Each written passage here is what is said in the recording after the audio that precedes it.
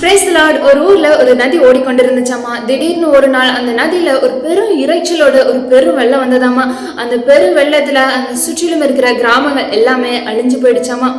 S, இந்த நதியை போல நம்ம எழும்புகிறவர்களாக இருக்க வேண்டும். அந்த நதி எழும்பி சுற்றிலும் இருக்கிற கிராமங்களை அழித்ததோ, இதே போல நம்ம பாவம் செய்ய எழும்புகிறவர்களாக இல்லாம தேவனாகிய கர்த்தருடைய சித்தத்தை செய்ய எழும்புகிறவர்களாக இருக்க வேண்டும். வேதவசனம் இந்த நதியை குறித்து என்ன தெரியுமா சொல்லுது?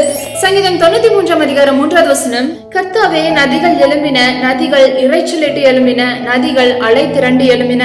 எஸ், இந்த நதியை போல நம்ம எழும்புகிறவர்களாக இருக்க வேண்டும். ஆரவார சத்தத்தோட, துதி சத்தத்தோட தேவனுக்காக எழும்புகிறவர்களாக இருக்க வேண்டும்.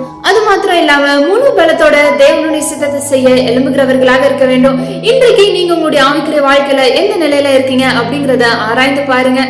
எஸ், இன்றைக்கு நீங்க தேவனாகிய கர்த்தருடைய சித்தத்தை செய்ய எழும்புகிறவர்களாக இல்லாம இருந்தீங்கன்னா, இன்றைக்கு உங்களிடத்துல இருக்கிற தேவனாகிய கர்த்தருக்கு பிரியமில்லாத எல்லா காரியங்களையும் களைந்து போட்டுட்டு தேவனாகிய கர்த்தருடைய சித்தத்தை செய்ய எழும்புகிறவர்களாக மாறுங்க. ஆரவார சத்தத்தோட, துதி சத்தத்தோட எழும்ப ஆரம்பிங்க. அது மாத்திரம் இல்லாம முழு பலத்தோட எழும்ப ஆரம்பிங்க.